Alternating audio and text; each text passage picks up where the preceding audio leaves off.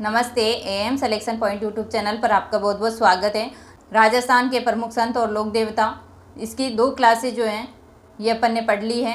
एक क्लास में अपन ने 30 क्वेश्चन किए थे और दूसरी क्लास में भी अपन ने 40 क्वेश्चन किए हैं। लगभग अपने 70 क्वेश्चन इस टॉपिक के हो गए हैं। आज 71वें क्वेश्चन से अपन पढ़ते हैं। 71वां क्वेश्चन है, संत जसनाथ जी के चमत्कारों से प्रभावित होकर के दिल्ली के किस सुल्तान ने कात्रियासर के पास में भूमि दी थी? किसने दी थी? ये सिकंदर लोधी शासक। देखो, जसनाथ जी जो है इन्होंने जसनाती संप्रदाय की स्थापना की थी और जाम्बो जी जो है उन्होंने विष्णुई संप्रदाय की स्थापना की थी। अब ये पूछा जा रहा क्वेश्चन कि किस वर्ष के अंदर जसनाथ जी और जाम्बो जी का मिलन हुआ था। ठीक है, तो मिलन हुआ था 1500 के अंदर। ठीक है, तो नेक्स्ट क्वेश्चन है कि सिंबुदड़ा और कोड़ा ग्रंथ के अंदर इस संत महापुरुष के उपदेश संग्रहित हैं। तो सिंबुदड़ा और कोड़ा जो है ग्रंथ, इसके अंदर संत महापुरुष जसनाथ जी की जो है उपदेश संग्रहित हैं। नेक्स्ट क्वेश्चन है कि कत्रियासर बीकानेर में जसनाथ जी का मेला कब लगता है?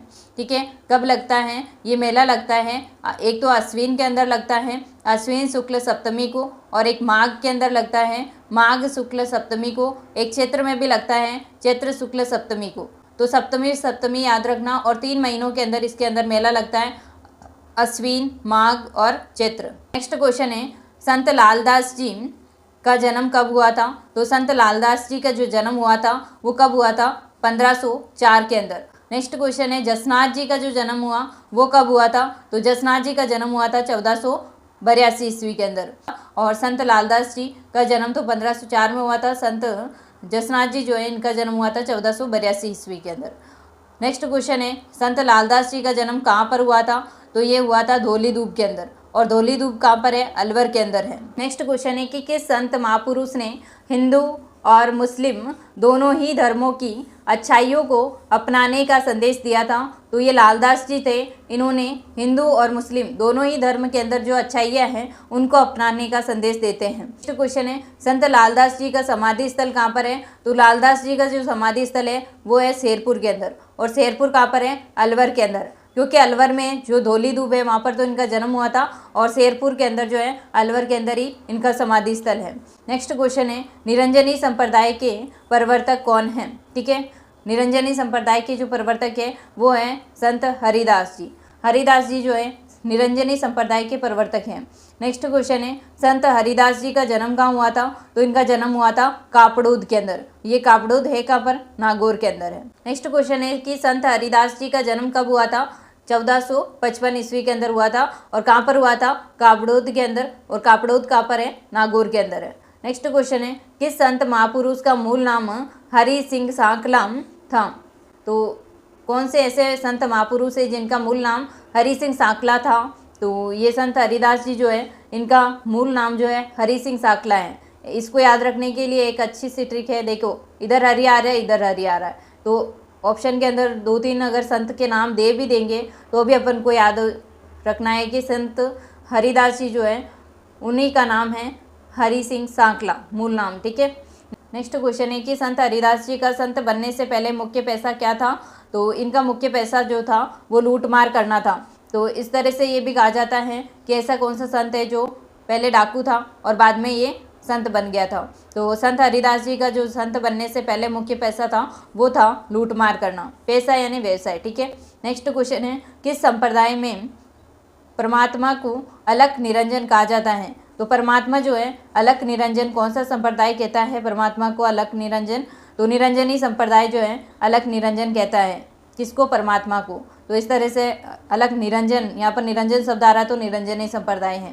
ठीक है, तो किस संप्रदाय के अंदर परमात्मा को अलख निरंजन कहा जाता है? निरंजनी संप्रदाय के अंदर। नेक्स्ट क्वेश्चन, राज प्रकाश और हरिपुरुष की वाणी 2 ग्रंथ हैं जिनके अंदर किस संत महापुरुष के उपदेश संग्रहित है? तो संत हरिदास जी के उपदेश इनके अंदर संग्रहित हैं। नेक्स्ट क्वेश्चन है कि राजस्थान का कबीर किस संत महापुरुष को कहते हैं? तो ये कहा जाता है दादू दयाल को। दादू दयाल को क्या कहते हैं? राजस्थान का कबीर। नेक्स्ट क्वेश्चन है, दादू दयाल का जन्म कहाँ हुआ था? तो इनका जन्म हुआ था अहमदाबाद के अंदर। अहमदाबाद कहाँ पर है? गुजरात के अंदर है। नेक्स्ट क्वेश्चन है, दादू दयाल का जन्म कब हुआ था? देखो, कहाँ हुआ? तो अहमदाबाद गुजरात के अंदर हुआ था। कब हुआ था? 1544 के अंदर। नेक्स्ट क्वेश्चन है कि दादू दयाल कब से सांभर आकर रहने लगे थे? तो देखो, जन्म तो इसका अहमदाबाद गुजरात के अंदर हुआ था, और कब हुआ 1544 के अंदर, और फिर ये सांभर के अंदर आकर के कब रहने लगे 1568 के अंदर। नेक्स्ट क्वेश्चन है, दादू दयाल ने फतेहपुर सीकरी की यात्रा करते समय अकबर से कब मुलाकात की थी? तो अकबर से मुलाकात की थी इसने 1585 के अंदर। दादू दयाल ने किस स्थान पर अपना देह त्यागा था? तो ये त्यागा था नारायणा के अंदर। नारायणा है जयपुर के अंदर, ठीक है। एक चीज़ ये भी याद रखनी है कि जो दादू दयाल थे उनकी जो है मृत्यु हो गई थी कहाँ पर?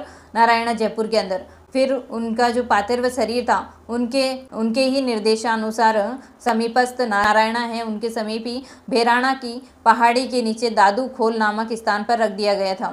तो कहाँ पर रखा था? दादू खोल नामक स्थान पर रखा गया था, और ये दादू खोल कहाँ पर है? भेराणा के अंदर है। नेक्स्ट क्वेश्चन है, मीराबाई जो है इनका जन्म कहाँ हुआ था?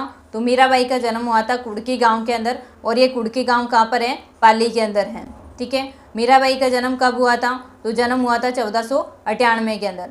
1498 के अंदर मीराबाई का जन्म हुआ था कुड़की ग्राम पाली के अंदर, और राजस्थान की राधा इसे कहा जाता है। तो क्वेश्चन है कि राजस्थान की दूसरी मीरा किसे कहा जाता है? तो ये दूसरी मीरा किसको कहा जाता है? रानाबाई को, ठीक है। रानाबाई जो है इनको राजस्थान की दूसरी मीराबाई कहते हैं। नेक्स्ट क्वेश्चन है, जो संत रानाबाई हैं, ये जो संत रानाबाई हैं इनका जन्म कहाँ हुआ था? तो इनका जन्म हुआ था हरणावा के अंदर। हरणावा कहाँ पर है? नागौर के अंदर है। नेक्स्ट क्वेश्चन है, संत रानाबाई का मेला कब बढ़ता है? तो ये मेला लगता है, संत रानाबाई का मेला लगता है भाद्रपद शुक्ल त्रयोदशी को। नेक्स्ट क्वेश्चन है, संत मावजी का जन्म कब हुआ था? तो संत मावजी जो है इनका जन्म हुआ था 1714 ईस्वी के अंदर। संत मावजी जो है इनका जन्म कहाँ हुआ था? तो इनका जन्म हुआ था साबला के अंदर, और ये साबला कहाँ पर है? डूंगरपुर के अंदर है। नेक्स्ट क्वेश्चन है कि निष्कलंक संप्रदाय का प्रवर्तन किस संत महापुरुष ने किया था? तो निष्कलंक संप्रदाय का जो प्रवर्तन करने वाले थे संत मावजी थे। संत मावजी जो है साबला डूंगरपुर में इनका जन्म हुआ था। कब हुआ था? 1714 के अंदर, और इन्होंने किस संप्रदाय की स्थापना की? निष्कलंक संप्रदाय की स्थापना की थी। ये थी आज की क्लास। अगर आपको क्लास पसंद आती है तो आप क्लास को लाइक करें, चैनल को सब्सक्राइब करें और अपने मित्रों तक शेयर करें। मिलते हैं नेक्स्ट क्लास में, तब तक के लिए जय हिंद, जय भारत।